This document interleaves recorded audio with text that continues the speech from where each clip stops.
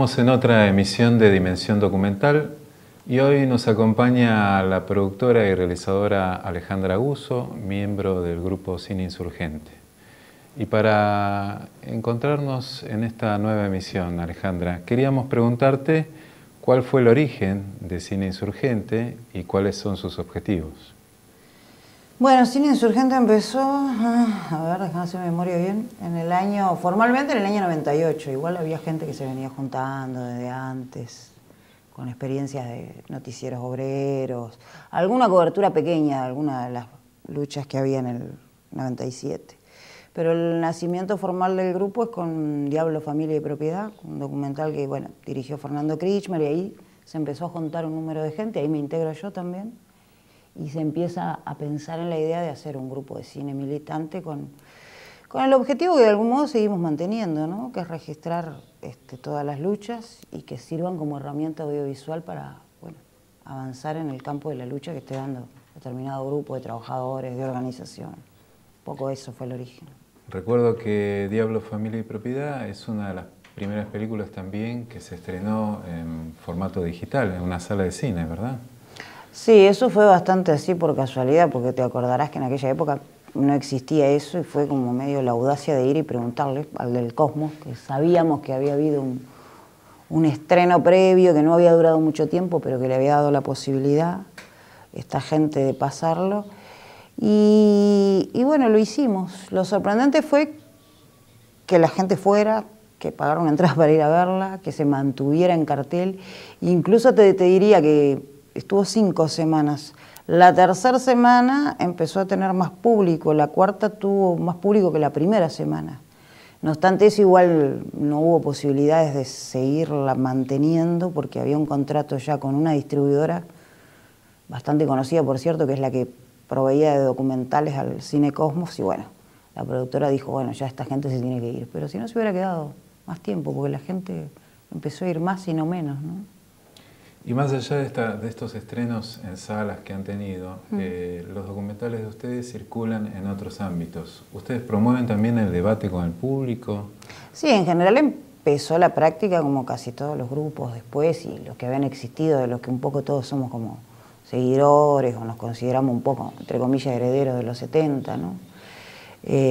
Nosotros nos referenciamos siempre más en Raimundo Gleiser, pero le damos todo un reconocimiento a Cine de Liberación en el sentido de haber hecho esta práctica de la distribución y del cine debate y demás. En ese sentido nosotros tratamos de mantener la misma práctica, hacer el debate en fábricas, en centros culturales, barriales, en los sindicatos, y siempre con la idea del debate, que bueno, vos lo compartirás también, esta observación de que hubo que recuperarlo con el tiempo, ¿no? Al principio la gente te miraba, mediados de los 90, a debatir una película y como que era una cosa que no conocían.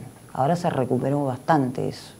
Entonces era como una forma de incentivar al espectador que por lo menos fuera activo en ese aspecto, ¿no?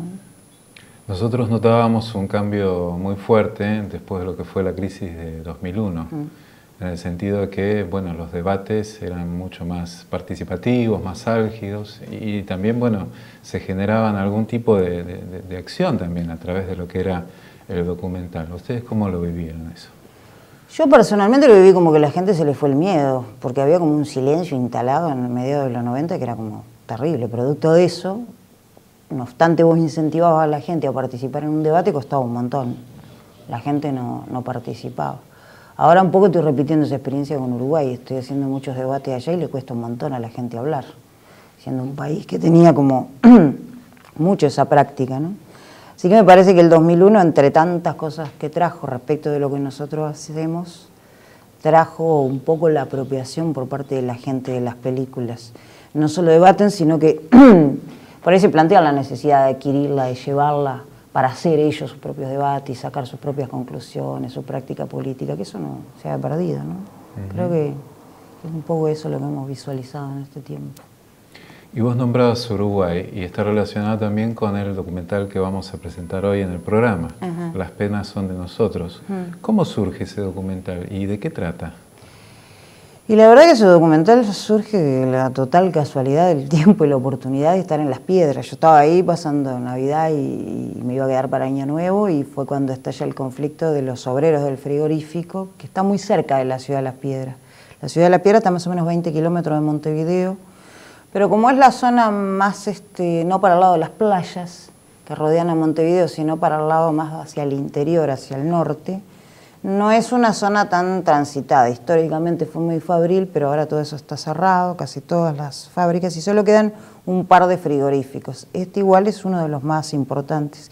Y bueno, estalló la huelga más o menos el 20 de diciembre y yo me planteé el tema de ir a ver qué pasaba. En principio no iba con la idea de filmar, fui como a acompañar el conflicto y a ver qué sucedía. Y la verdad que se planteó una lucha tremenda de esta gente, ¿no? Entonces, la verdad que no tenía ni la cámara, así que pedí ahí a un compañero prestado y fue empezar a acompañar eso, ¿no?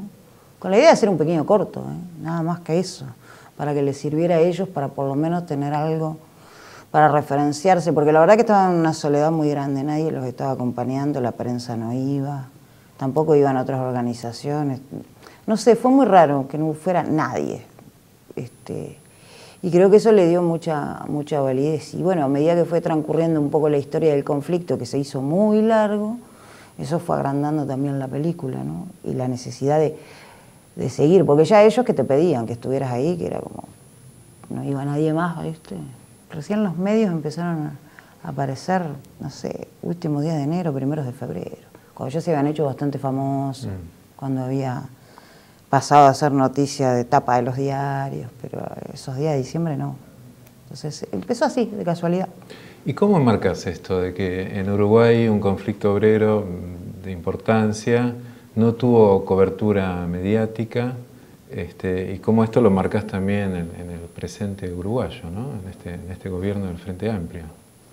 Y para mí, bueno, ni que hablar que tiene que ver con el contexto actual del pseudo progresismo que hay en Uruguay, pero además tiene que ver con una tradición en Uruguay, una no tradición. Uruguay no tiene tradición de cine documental, es un país muy cinéfilo. Cinemateca ha hecho un trabajo increíble de formación de espectadores que atraviesa todas las clases sociales, un trabajo de difusión muy importante, pero no es un país que haya producido cine. Históricamente se hicieron algunas cositas, nunca tuvo industria, mucho menos documental. Recién ahora hay un surgimiento muy incipiente de un cine que repite un poco la modalidad que se ha dado acá, ¿no? Un cine tal vez practicado por una pequeña burguesía pudiente, intelectual, pero que muy difícilmente se va a acercar a las luchas, Yo hace más o menos 3 años que estoy yendo bastante seguido por allá y solamente encontré otro compañero uruguayo que está cubriendo los conflictos. Entonces, entre la no tradición del documental, la lejanía de esta gente dentro de la movida de lo que eran las luchas. Las Piedras es una zona que históricamente no tuvo demasiada trascendencia a nivel de luchas. En los últimos años, ¿no? En los 70 sí, porque había muchas fábricas, pero haber cerrado todo, ahí no pasa nada. Y en el contexto del Frente Amplio, que realmente lo que está haciendo es como fogonear todo tipo de lucha, y donde los medios están siendo totalmente proclives a apagar cualquier tipo de situación confrontativa con el gobierno, y si a esto le sumás que el brazo político en este momento por excelencia es la Central de Trabajadores, que se llama PIT-CNT, bueno, ahí un poco te explicás el aislamiento, pero total, que tuvieron durante tanto tiempo. Que lo único realmente que hizo posible que no siguiera el tema aislado fue la propia lucha de los trabajadores, ¿no? Bien, te propongo en el segundo bloque entonces seguir conversando sobre esta película tuya y también ver qué consecuencias tuvo su proyección.